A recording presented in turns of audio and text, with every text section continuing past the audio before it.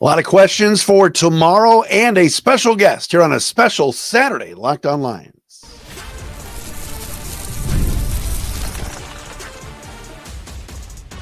You are Locked On Lions, your daily Detroit Lions podcast. Part of the Locked On Podcast Network, your team every day. All right, here we go, everybody. Matt Dery with you. It is a Saturday edition of Locked On Lions, day before the biggest game of the season. Week 18, everything on the table, all the cards on the table for the Lions and Vikings. Detroit will host Minnesota tomorrow night at 8:20 on NBC. Winner gets the 1 seed, wins the NFC North, loser the 5 seed, and have to play next weekend as a 14-win wildcard team, the first time that would happen in NFL history. Matt Dery with you, Locked On Lions, Locked On Podcast Network. Our program today is brought to you by our friends at FanDuel. You can get a big return on FanDuel. New customers can place a $5 bet. And you'll get started with $250 in bonus bets if you win your first $5 bet. Visit FanDuel.com to get started. Bradford Banta, formerly of the Detroit Lions, longtime long snapper and tight end in the NFL, was also an assistant special teams coach with the Lions. You also can check him out on Fox 2 tomorrow night on the Lions postgame show. Bradford Banta will join us momentarily as a special guest on the program today. Thank you, everybody, for making us your first listen and checking us out wherever you get your podcasts. Chris Gannon, Ganun, emailed me at DerySpeaks@gmail.com. Appreciate you, Chris, and asked about Emmanuel Moseley. And that's part of a big, wide discussion that we'll get into here before we get Bradford Banta on. But I just wanted to answer Chris's question. Emmanuel Moseley has been ruled out for tomorrow night's game for the Lions with an illness. I have done some digging. I have asked around. I have not gotten any word, Chris, as to what is going on with Emmanuel Moseley. Remember, tore his ACL twice since he's been a Lion. Then he had a torn pectoral muscle earlier in the year, finally came back. And other than some special team snaps, he hasn't played. He hasn't been out there. And right now the Lions are thin at cornerback. We know that. And have some guys out. And now Moseley's going to be out for this game with an illness. But he just has never been able to get his footing and get back to playing, at least playing corner. I mean, the Lions have played Kendall Vildor over him, Khalil Dorsey over him, Maurice Norris was active last week. I don't know what's going on with Moseley. I hope he's okay. I hope this illness isn't. I mean, he has just been snake bit the last couple of years by injuries, but he is not going to play in this game. And I have no further word really on what's going on with him. As far as tomorrow night's game, if you can't get excited for this game, there's something wrong with you. I have tried to dissect every single angle this week. We've talked about Justin Jefferson and Amik Robertson. We've talked about Jonathan Grenard versus Taylor Decker. The stat I saw yesterday from the great Warren Sharp from Sharp Football. The last 5 weeks, the Detroit Lions defense, we know it's not been good, all right? They rank number 1 worst yards per allowed, 9.1 yards per allowed per play. That's not good. Number 2 worst most man they're number 2 in most man coverage used. So they're playing the most man outside of one other team in the league at 43% in terms of coverage and in the secondary. And they're third highest blitz rate in the NFL over the last 5 weeks at 37%. So what does that mean for this game? Well, the Lions are going to be facing arguably the best wide receiver in the game in Justin Jefferson. Justin Jefferson ranks over the last 5 weeks, number 1 in team target share versus man coverage, 31%. Number 1 in team target share versus blitz, 36%. So the way the Lions defense has played over the last 5 games is playing right into the hands of number 18. And I'll say it again. Amik Robertson, Terrion Arnold, whomever, they're going to have their hands full. But look, the Vikings are going to have their hands full with the Lions attack. Remember how good Ben Johnson has been scheming against Brian Flores defenses, going back to, I think Luke Braun pointed this out on Thursday, the last couple of years, 2022. The Lions have beaten the Lions haven't lost to the Vikings in 2 years. Ben Johnson's been able to move the football Lions offense has been able to move the football against the vaunted Flores defense. And yes, the oldest bit in the books about Ben Johnson being asked, oh, when you were on the Dolphins staff and Flores got that coaching job, he didn't retain you. And Ben always says the same thing. I don't really know him that well. I met him at the Senior Bowl. He had the right to do that. All good. And then he smirks at the end. He does it every time. You know Ben Johnson wants to beat him, of course. But also this game has such a bigger meaning. The Detroit Lions need a break. They need rest. They need next week off. What a big difference between no game, resting, and knowing you're going to watch games and see teams smash each other into pieces in order to come to your building in your crib in 2 weeks at Ford Field. Or you have to turn around from a Sunday night and prepare for a game next weekend on the road. And look, the Lions are 8-0 on the road. They're the best road team in the league. They got to go to Tampa. They got to go to Tampa. They got to go to LA and play the Rams and hear about Matty Stafford for the 5,000th time. Fine. But Lions can do that. But I prefer, my vote is to play next week on the golf course and to rest and get some guys back. So we'll see. Speaking of that, Alex Anzalone might be back tomorrow. We'll see. The Lions have listed him as questionable with that forearm injury, coming back from the broken forearm. If I had to guess, I would say they're going to be cautious and not play him, but you never know. He's one tough guy, but he doesn't want to injure himself and not be in playoff games. Khalif Raymond, also questionable with that hamstring. I think he's coming back. The Lions released or waived whatever Tom Kennedy, who you know will be back. Tom Kennedy always comes back. He's the Teflon man. He's Teflon Tom. So I think they're opening up a roster spot to get Khalif Raymond back, which could be huge, especially in the punt game, punt return. Khalif, we know how good he is there. It'd be great to have him back because he's been out the last few weeks after injuring his foot. Our guy, Craig Reynolds. Come on, Craig has a back injury listed as questionable for this game. David Montgomery, again, out. They've not put him on IR. There's been no updates on him. As I mentioned before, Emmanuel Moseley with the illness is out as well. So Detroit and Minnesota tomorrow night. What a huge game. I hope the fans are into it and there and loud. I think they will be.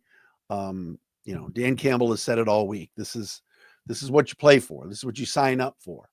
And yes, maybe it is unfair that a 14-win team will be a wild card team going on the road. But look, you play in this division, you got to win the division in order to get these home field advantage games. And that's where the Lions are. It just so happens that this year in their division, winning 14 games, there's another team that's their equal that has played them, that has played just as well as they have, and sitting at that same record at 14-2. It is pretty remarkable, to say the least. All right, I promised you a call of the day. If you want to be our call of the day, go to our voicemail system at speakpipe.com/Dery podcast page. That's speakpipe.com/Dery, Dery, my last name, podcast page. A return caller for our call of the day. This is our buddy Caston Reed. Call of the day today, as we do a special Saturday show. Bradford Banta follows.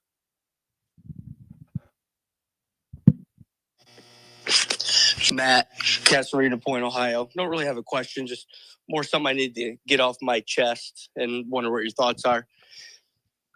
Media is still talking about Dan playing guys on Monday, and I haven't heard one person talk about how Dan didn't know that game was meaningless until 7:15 p.m. Sunday night.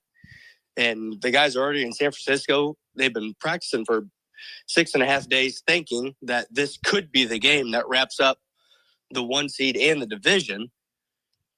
And I don't know what the national media expected him to do is, trot out 45 guys out there and put Hendon Hooker behind 3 backups and 2 third stringers, and what guys on defense would have sat. So I really don't understand that. And maybe you can clarify it for me and I'm missing something here, but I think there's a big difference in knowing a week out that the game is meaningless and knowing 24 hours out. Thanks, Matt. Thank you, Caston Reed. And again, you can be our call of the day at the speakpipe.com/Dery podcast page.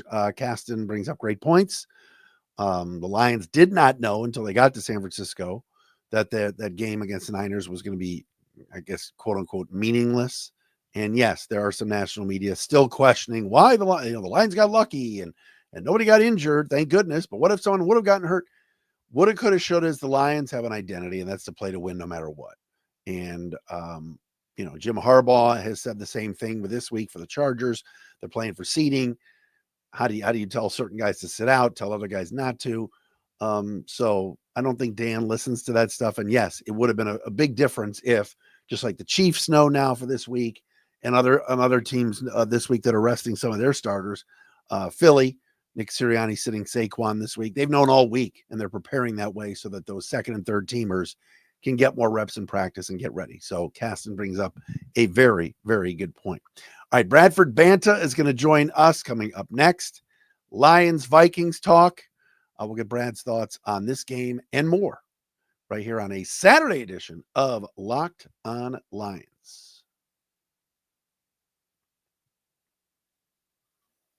Touched on it before. We're brought to you by our friends at FanDuel. Week 18 is here, ladies and gentlemen. It's your last time before the playoffs to get in on the regular season action at America's #1 sportsbook, and that is FanDuel, because right now new customers can finish the season strong with $250 in bonus bets if your first $5 bet wins.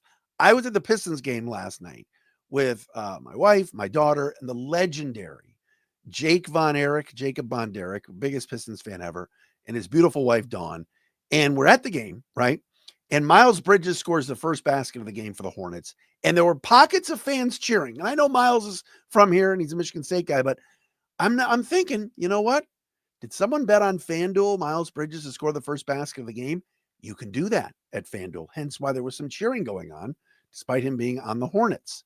Get in on all the action at FanDuel. You have so many ways for you to pick up that win.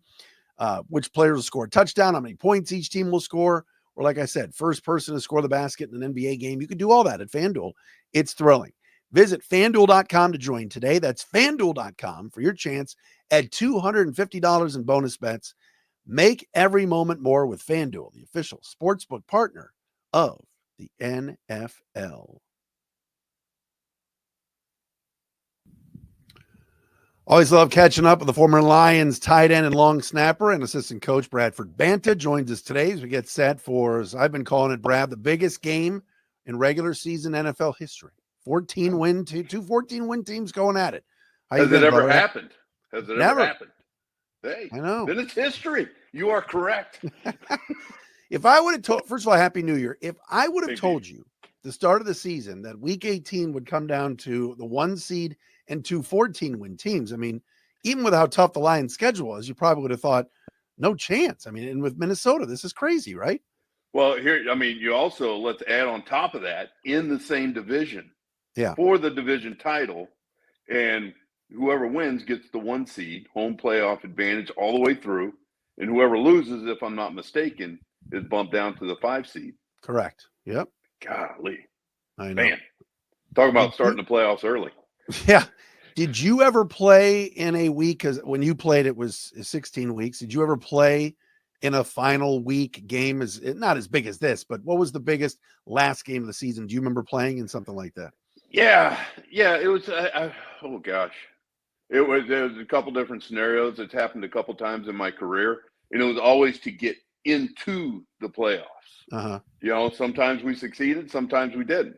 There was a couple times whenever I was with the Colts, we succeeded, and the 1 year I was with the Jets, we had to beat the Ravens in week 17, and we did not, and season was over. And it was unfortunate in that aspect. Whenever I was with the Lions, not so much. You know, and then whenever I was with the Buffalo Bills, we had to beat the Steelers, and we had a final week home game, and we did not win. But we had to win to make it into the playoffs. So coaching wise, you know, I'd have to think back, but just playing wise, just off the top of my head, that's, you know, yeah, those are the games that stick out the most. I love your perspective on this. As a player, did the locker room have a different feel for that last game, knowing this could be it for the season? I mean, did you have that? Was it a different vibe, or was it, hey, this is another football game, let's go do our thing? No, they always say things step up, like preseason steps up into regular season, and then regular season steps up into playoffs. It's, you're starting the playoffs this week if they haven't started sooner, because the Lions have been for this, it seems like the entire season, because you've had the Packers and the Vikings nipping at their heels the entire year. I've said it once, I've said it before. This team has learned throughout the season, and as a player, you stock these things away, and they're all lessons learned. Yeah. And yes, it's a different feel in the locker room. To get back to your main question, I guess I'm going roundabout way trying to answer your question, but it's a great time of year, and it's a great feeling to be in the running and not having your car packed in the parking lot ready to leave, once the game's over, to go home. It's wild, and Ford Field's going to be crazy. Certainly, I want to get into that with you, but take me through your thoughts on Minnesota and just what you've seen, how impressive they've been, and what are the biggest challenges you think that they will pose for the Lions Sunday night? Well, okay. I mean, where do you want to start? Yeah. So, I mean, you start with the reemergence of Sam Darnold. I mean, who's his go-to guy? Justin Jefferson. So you have to take care of the offense in that aspect. Defensively, Brian Flores in his scheme, what he runs, and the way everybody on that defensive team has bought into that scheme, and how spot on they are with how many different blitzes. I think I heard or I read the other night that he blitzes 40-something% of the time, which is absolutely incredible, to blitz that many times. And then you look at the third phase of special teams. They're electric there, but that's where, the Lions can counteract every one of these actions, but is they just have to play sound football. They just have to be themselves. Is this one of those games where it's the first 1 to 45? Seriously, is this one where you expect, we can break it all down as much as possible? It's just two really good offenses in an indoor game, fast track at Ford Field, as I always like to say, and maybe it's just one of those back and forth where the last team of the football and a chance at 45 points wins. If it boils down to that, that's where special teams is going to come into play, and Bates is going to have to be spot on all game long. The operation, snap, hold, kick, everything is going to have to be ready to go. Because the only time he's going to get out on the field, just with the being on par with the Lions, with the way they've been doing it, the only time that Bates is going to get out onto the field is either, let's say, 4th and 10 plus. Other than that, 4th and 9, Dan's probably going to go for it. It's funny, Jack Fox just gets into the Pro Bowl, and I love the Lions put out a video of his highlights from the Monday night game. And of course, he didn't punt. It was just him as the holder and him jogging out on the field. It is pretty remarkable. You mentioned something about Dan Campbell. We're talking to Bradford Banta. Do you think he's not going to change no matter what, right? I mean, this is the biggest regular season game he's coached in. You think he stays the same? Like, there's no way he goes, you know what? Maybe in this instance, I will punt and push them back. Or maybe in this instance, I will kick a field goal. Or do you think he's just going to remain Dan Gamble even for a game like this? Well, I think he said it best in a news conference this past week. It's if he can look himself in the mirror with the decisions that he's made during the game and be able to sleep at night and be okay with himself, then you know what? He's okay with it. So he's going to remain himself, and he's going to gamble it.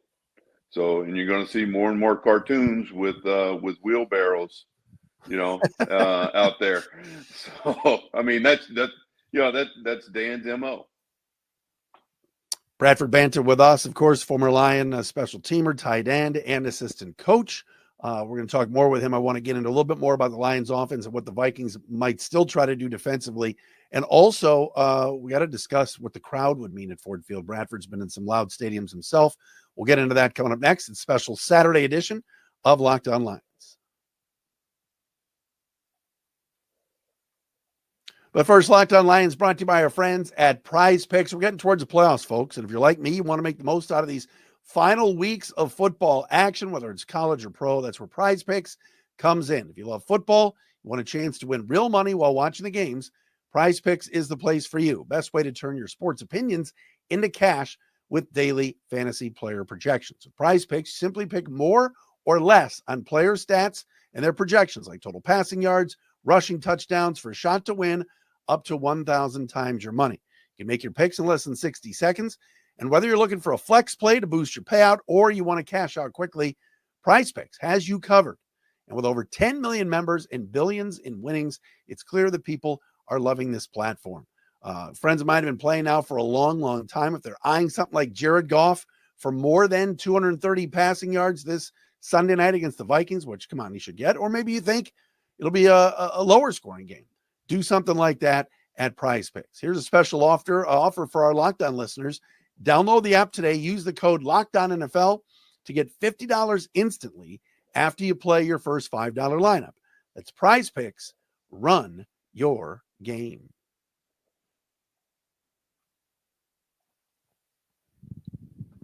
Former Lion Bradford Banta with us, also was an assistant coach. See him sometimes on Fox 2 as well on some of the post-game shows.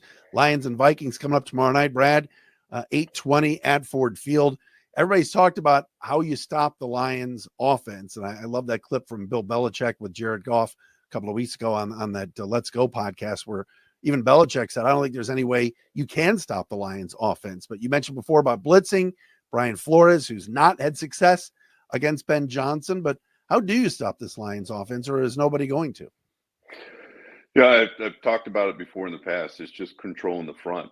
And what the Lions have done through the draft and through free agency and managing their roster is, I mean, they've developed a formidable offensive line. And they take care of Jared Goff. They take care of the running backs. They take care of the wide receivers, because they give Goff time to throw the ball. If Flores can crack that nut, then I foresee them giving the Lions problems, them being the Minnesota Vikings. Jonathan Grenard had a really big game. I mentioned this on yesterday's show, a really big game against Taylor Decker. Decker graded out poorly in that game from PFF. Grenard is a Pro Bowler. How much maybe is just that matchup the key to this whole thing, where Grenard rushing from that right side, Decker at that left tackle spot on that island? If Decker wins, maybe Lions win. If Grenard gets to Goff, maybe Minnesota wins. Is it as simple as that? It could be as simple as that, but you also have, the Lions looking at the film as well, and Ben Johnson formulating a game plan to help Decker out. And, could it be as simple as a chip from the running back coming out? Or could it be sliding in that direction, the protection in that direction, and just mixing and matching different type of stuff? Because, I mean, then there's protections where you could have the center come out and help as well. But at the same time, Matt, Ben's going to do something to mix it up a little bit. He's going to do something where the defense's eyes is going to be, let's say, on the ball at all times. Well, it's going to be a bait and switch.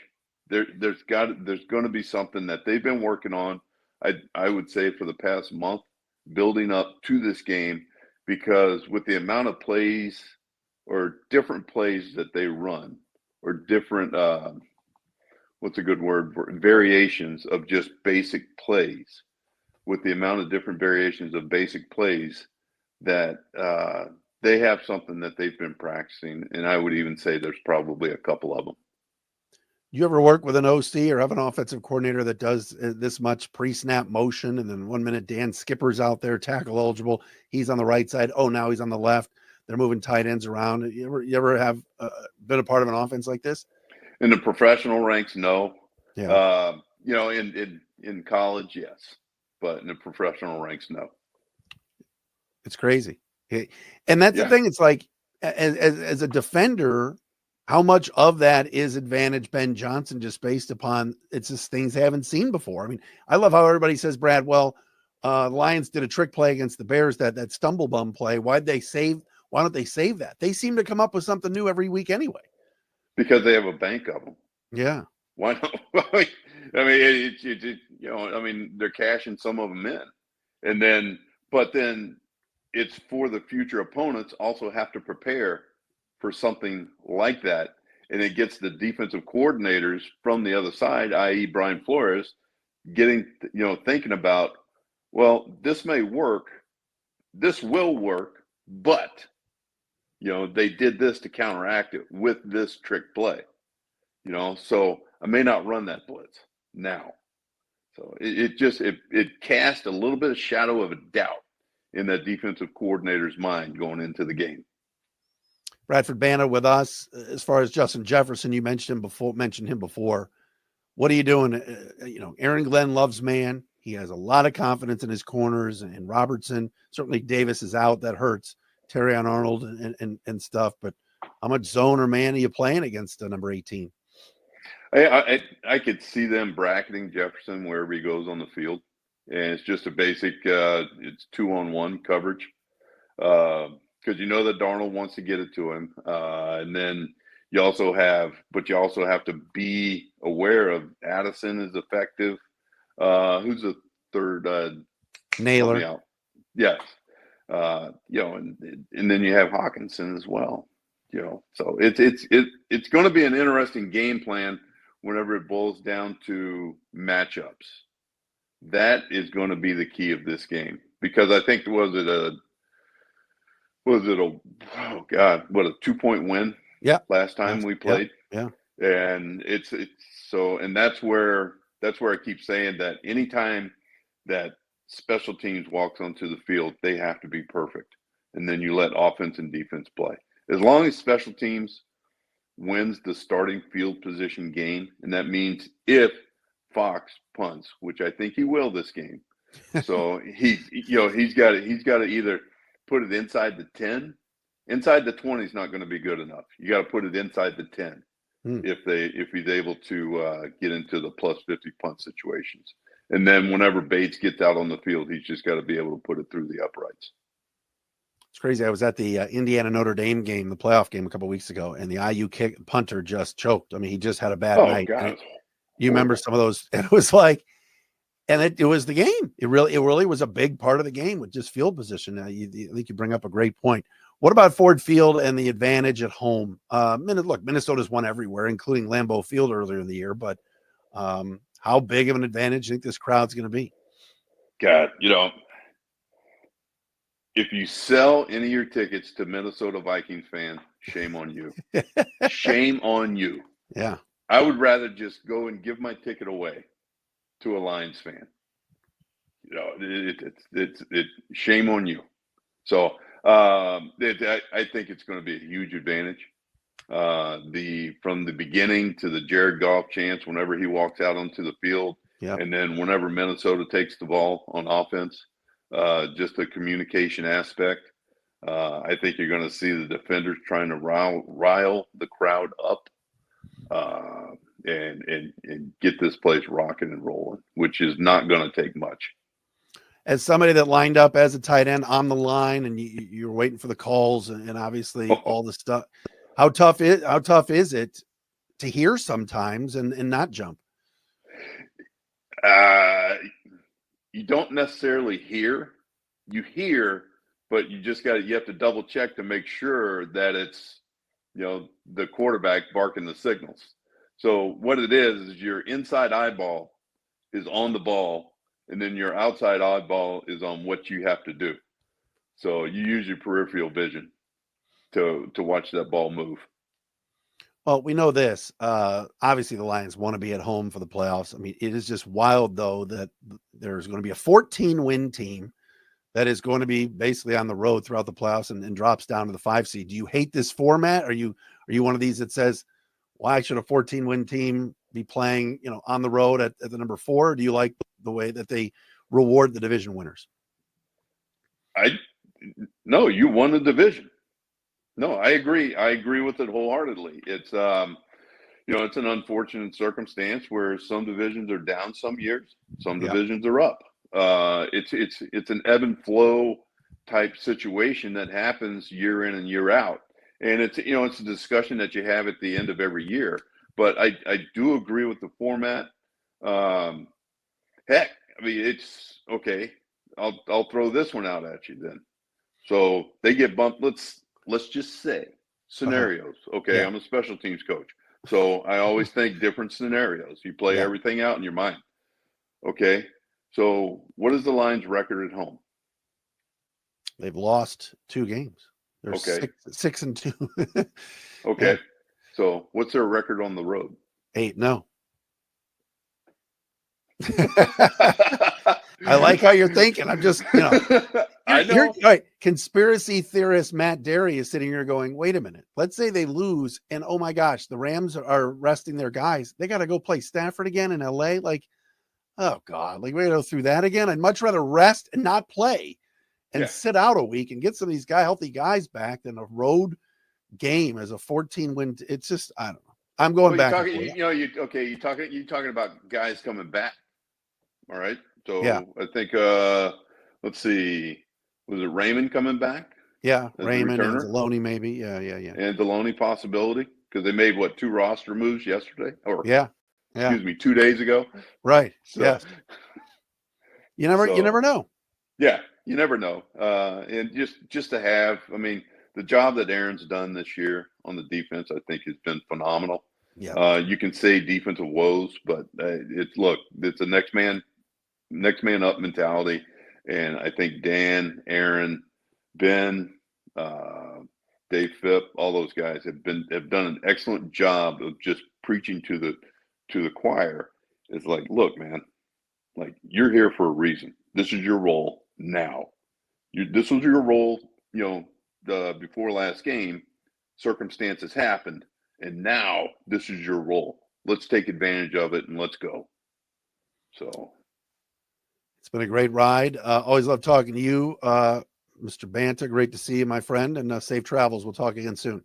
All right, Matt. Appreciate it. You got it. There he is, Bradford Banta with us. He's played for the Lions. He has coached for the Lions. We got Lions and Vikings tomorrow night, folks. We'll be with you after the game. Have a great weekend. We'll talk to you again tomorrow night following Lions Vikings right here on Locked On Lions.